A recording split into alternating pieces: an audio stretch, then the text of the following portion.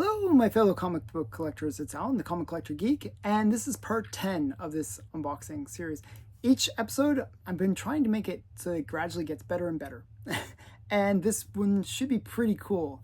We're going to start out with a really cool book that I got for a steal. I totally got a steal on this one. Considering what it is, I actually had it already in my collection, but I managed to get a graded copy. So I'll probably get rid of my raw copy. But this was a graded copy of a cool book. I love it. I love having my books graded. And in this case, I had a raw copy, a nice raw copy, mid-grade copy. It didn't cost me much. It was like $20, $30 or something like that.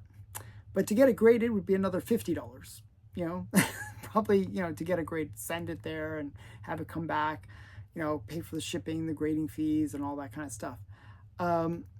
So it was, not practical to get graded. But the reason I like getting books graded is you get on the label, it says all the key information.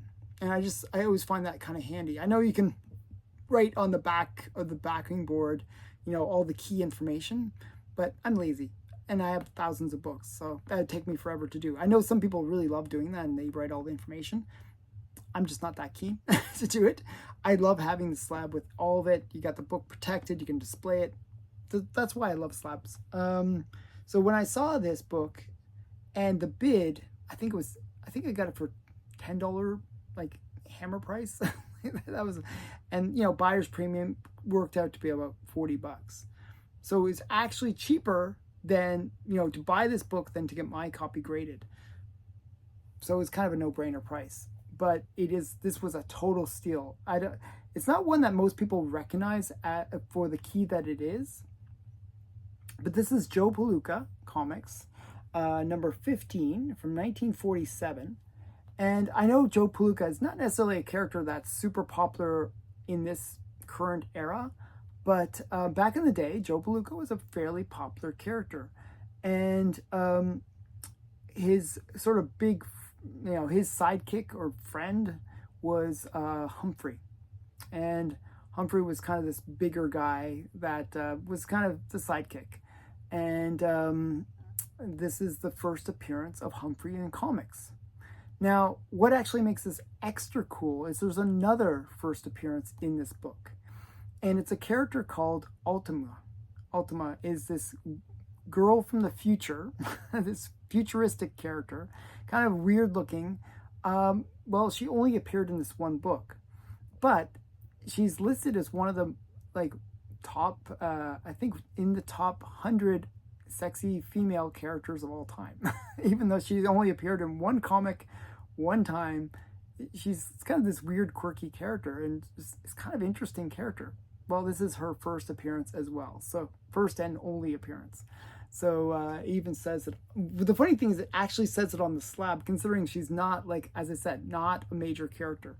And you'll see that it says right there that I'm not sure if you can even see that, but right there.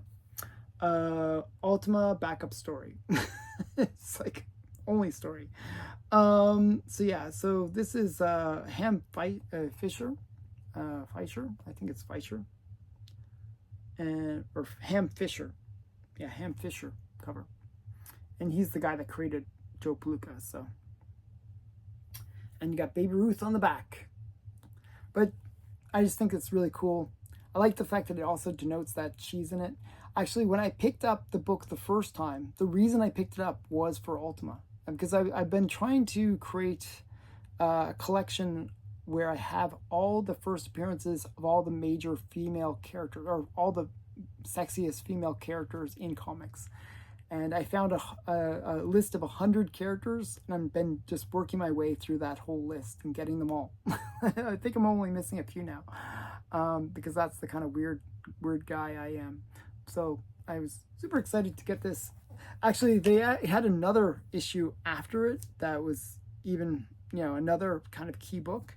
And it also sold for cheap, but I was like, I got the one. I'll let somebody else get the other big win.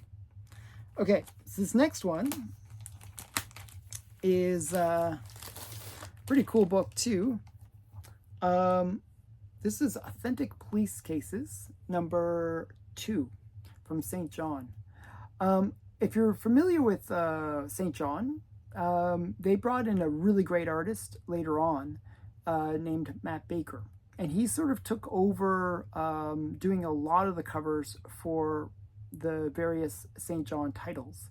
Authentic Police Cases is kind of one of the more ones that he was very frequently the cover artist for. But this one is not a Matt Baker cover, and I got this for cheap because it's not a Matt Baker cover, but doesn't mean that it's not a great cover.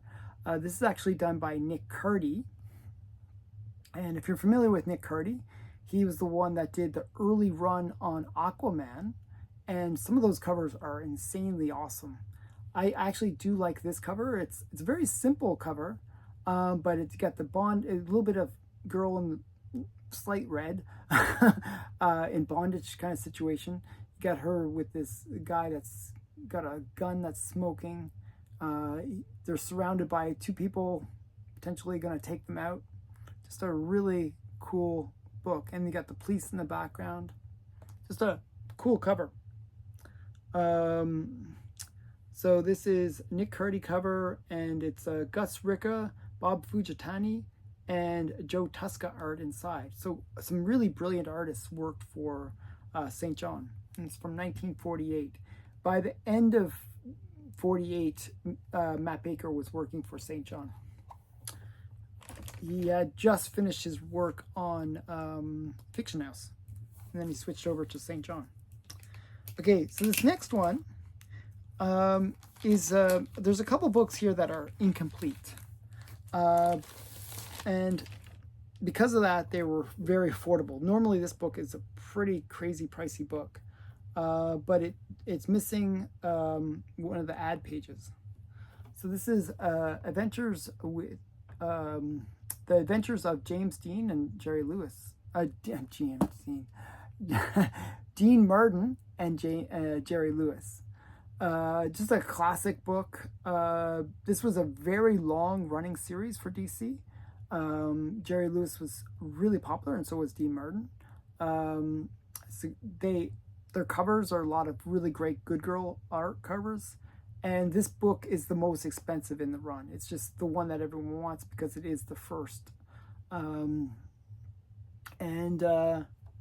got Kitty Carr backup story, and Howie Post story cover and art. So Howie Post, another one of these great Good Girl artists. And you got shoes being tomahawk shoes on the back. So very interesting. But it is missing an ad page. Doesn't affect story, but you know, it is incomplete. But it's a really sharp copy. And I got it for like $100 or something. It was like really inexpensive. It was not, you know, this is a book that's been on my want list for a while because I actually do collect like Bob Hope, James Dean, Jerry Lewis books, and several other like Abbott and Costello, because they have generally great Good Girl art covers. So I've been picking them up, and this was one of the ones that I wanted to get. Another Good Girl series, and sort of with comedians, I don't know why it's always the comedians that have to have the Good Girl art covers, is the Three Stooges. And I believe, and I shouldn't have, in a way I shouldn't have bought the one that I bought here, because this is another incomplete book, but it was just so cheap, and I put in a really low ball bid, and I won. So, you know, this was at Heritage. I think Heritage has found, there was a warehouse find of the Three Stooges, issues number 1 and 2. There's only 2 issues in the first series of Three Stooges. And I think there was a warehouse find because they're selling every week on Heritage. They're offering issues number 1 and 2, and it's just like sometimes they're offering them in lots where you can buy like 5 copies or 10 copies of Three Stooges 1 or 2. Which is unusual. These used to be extremely rare books. A year ago, the price for these books was like $1,000 plus kind of range. Since this since this warehouse find, the prices have really dropped. I think they must have found at least 100 copies of each book, which really kills the value of the books. But I got this for an affordable price. I was a lowball bid. I won. I was happy to win. And it's Three Stooges #2. As I said, there was only 2 issues. This one actually I like in some ways better than Three Stooges 1 in terms of the cover. It's got this, kind of good girl thing going on. You got the ape smashing, I think it's Abbott and Costello. Or not Abbott and Costello. Larry, Curly, and Moe. So I think that's Curly there. So it's Larry and Moe getting kind of, I think I just pointed to the wrong ones, but it's them getting kind of smashed. And the thing is, it's obviously Curly has got the ape suit on, and they think that that's Curly, which is kind of funny. So yeah, so this is the last issue. As I said, it was only a 2 issue series, and it is a Norman Maier story and cover. And it featured also Joe Kubert and Norman Maier art inside. But yeah, just a really cool book, really sharp one. I think as I said, it must have been a warehouse find where they found like lots of high-grade copies. So there's going to be a bunch of these out there. And I think it was issues #2 of the first series and issues #1 of the second series that they found, because I didn't see that many of issues of the actual #1, the one that's before this, but the second series #1, they seem to have a lot of those being offered. Can't confirm that, but just based on the number of issues, number of copies that they're selling on Heritage, I think I'm right that there was a warehouse find. Yeah, but this is from 1949. It's missing the centerfold, which is kind of sad, but usually they'll say it affects story if it affects story, but it's probably the ad page. So not too bad. Okay, last book.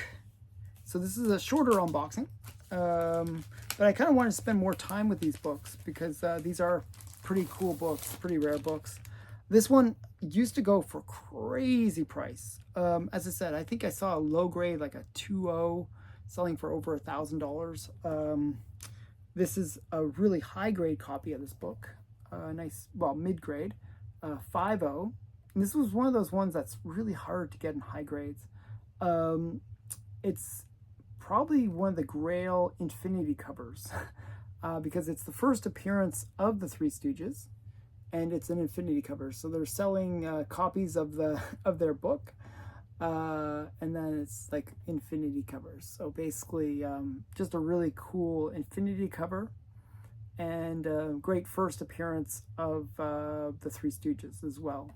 So it says, first appearance of the Three Stooges, Moe Howard, Larry Fine, and Curly Howard in comics, Infinity cover.